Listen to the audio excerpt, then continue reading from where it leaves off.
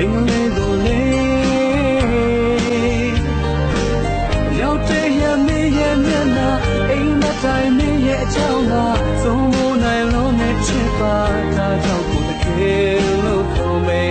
အရှင်လို့ခေါ်မယ်တော့ခေါ်မယ်တော့ထွက်ပြေးလဲလို့ကိုမလို့ပါနောက်ချက်ကအောင်နောက်ချင်မှာဆွေးနေတဲ့ဆွလို့နှလုံးသားဒါကြောင့်ကိုကဲခဲ့လေပြန်လဲလာမယ်တော့ဘယ်လိုလဲလက်ခံမလားမင်းစီချုံမလားမပေးတော့ပါဘူးမမိုက်တော့ပါဘူးဆုံးဖြတ်ချက်လုံးလုံးချပါရဲ့